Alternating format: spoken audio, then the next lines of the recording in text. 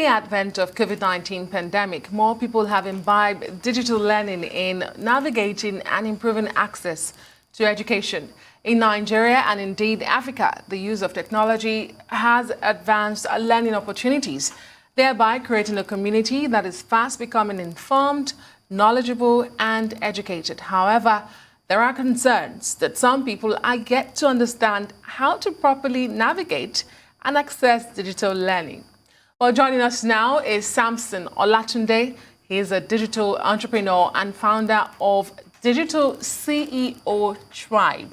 Thank you for joining us. Thank you. Thank you for having me here. Definitely. I mean, the pandemic is changing the ways of life, the way we do things. Some of us still find it difficult to navigate even from simple Zoom meetings. We find ourselves muted unknowingly. So not everybody has latched on board. But let me begin by asking you, what is this tribe and what do you hope to achieve, Digital CEO Tribe? Okay, so Digital CEO Tribe is just a community of digital survey professionals, and what we do is to educate more people about how they can navigate through what they're doing on the internet. We realize that there's a lot of knowledge gap. Many people want to get into the marketplace. Some of them are there, they don't know what they need to do. Why many are just startups trying to get into that market space.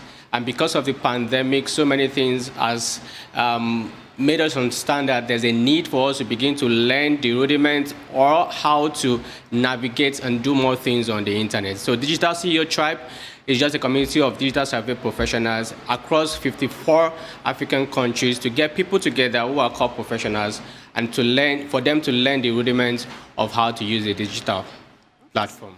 Okay, Samson, you spoke of a knowledge gap, but did you also discover during the pandemic that there was also an access to technology gap, especially with regards to education? And essentially, I'm trying to find out, what did the pandemic teach you and how are you planning to surmount that challenge, if at all? So for the pandemic, a lot of people was caught unaware. They never imagined this was going to happen for the number of months that we have been experiencing it now. And I think one of the things you start is for you to play local, but beyond local, see how you can take your business global. So for instance, many meetings are done within the office. Many turnovers has been discovered in this process. Many has lost opportunities, lost businesses. Staffs have been fired from organization. Reduce in turnover has happened to many organizations because they never imagined that people can work from home, and then they reduce the running cost of the organization and do a lot of things. So one of the things this has taught a lot of startup, top CEOs, organizations, even to churches. Many of them never imagined that they could run effectively their services online because they thought that it's only making people to come to church. So this is just making us to understand that many of this is likely to happen. We are beginning to hear that there's going to be another lockdown. So what people need to do now is first to understand that they need to have some certain tools in place. Second is for them to have the know-how. How do I navigate through this medium? And then begin to educate their team. For churches, you begin to educate your congregation.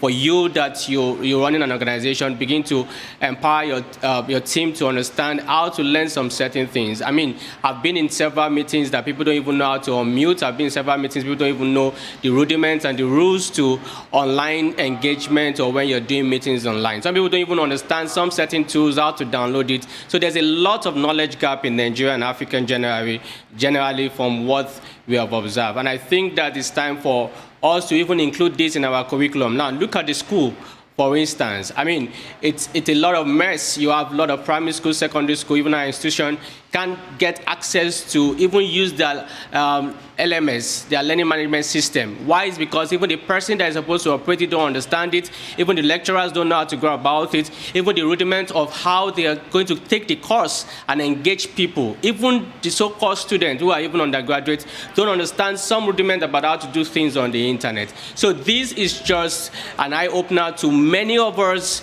who are CEOs, many career professionals, to begin to engage and acquire more skills to become more core and professional to achieve more results in what they're doing. Well, let's talk about education specifically. I mean, you've talked about skills. Well, what about the infrastructure? A UNESCO report shows that half of learners worldwide do not have a household computer. In sub-Saharan Africa, it gets worse. 89% don't have computers. So how do we fix all of that? There's an infrastructural gap. I know you talk about the skills, but what about the infrastructure? Do we have those?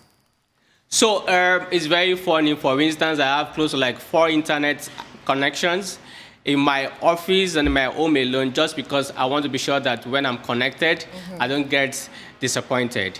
And that means that that's where government needs to come in. That's where private institution has to come in. There's a lot of CSR from different organizations. What are they doing with the CSR? How are they using it to navigate and make things better for us? So we need to begin to look at the policy statement, begin to look at what is the CSR of organizations doing that relate to education, relate to infrastructures and all of that. Now, it's a big deal. It's a major challenge that you can't easily bank on a particular internet access in this country. Now, just take, for instance, you can hardly see any university that has open access to internet connection in their facility. Even lecturers are struggling to have access to internet. So with all of these, it's critical to look at it from different views. Government, yes, they have to come in. They can't do that alone. Private sectors have to come in. I like what May 1 is doing. I mean, trying to do a lot of hard work. I know what MDN is doing. But in all of this, with all of the internet telecommunications that we have, there's a need for us to begin to see how things can navigate. Obviously, we're still going to face a lot of challenges in this aspect. But I feel that if people are held responsible to deliver results, so how will I get to buy data and I don't have access to it?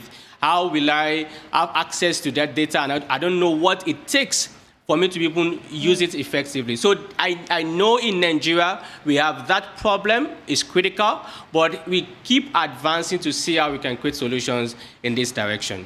Okay, well, thank you very much, Samson Olatunde, for beginning that conversation, at least with us, the CEO of Digital CEO Drive.